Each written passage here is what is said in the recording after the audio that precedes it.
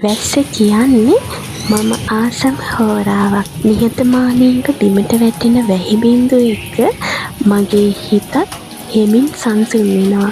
වැස්ස දිහා බලන් ඉද්දි ජීවිතේ තිබ්බ බර, වේදනාව, පීඩනය ටික ටික හෝ හරි දුරකට හරි ලිහිල් වෙනවා වගේ හැඟීමක් මට එනවා. ඒ වැස්සේ මම උයන කෑම එක ඒක රසට වඩා හිතට සුවයක්. ජීවිතේ ඇත්තටම බලද්දී මට කිසිම දවසක වාසනාව කියලා කියන්න පුළුවන් ලැබීමක් ලැබිලා නැහැ. මම හිතපු දේවල්, ආස කරපු දේවල්, හීන දැකපු දේවල් ඒ හැම එකක්ම මට ලැබුණේ මගේම උත්සාහයෙන්. වැටෙමින් නැගිටමින් ඇස් කඳුළු අතරින් හිතින් පසුබැස දවස් ගොඩක් අස්සේත් අද මම ඒ ගැන කනගාටු වෙන්නේ නැහැ. ඇත්තටම මම ඒ ගැන සතුටු වෙනවා. මොකද වාසනාවෙන් ලැබෙන දේවල් සමහර වෙලාවට අපිට වටිනාකම තේරෙන්නේ නැති ඒත්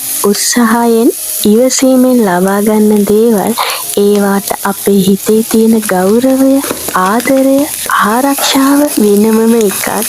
මම ඉගෙන ගත්ත ලොකුම පාඩම ඒකයි. ජීවිතේ අපිට දෙන දේවල් වලට වඩා අපේ ජීවිතේට දෙන උත්සාහය තමයි අපව ඉදිරියට අරන් යන්නේ. වාසනාව නැති වුණා කියලා ජීවිතේ නතර වෙන්නේ නැහැ. උත්සාහය තියෙන කෙනාට මන්දගාමී වුණත් පාරක් තියෙනවා. ඒ නිසා අද වැස්සත් එක්ක මම මටම කියනවා මට ලැබුණු දේවල් ටිකක් අඩු වෙන්න පුළුවන්.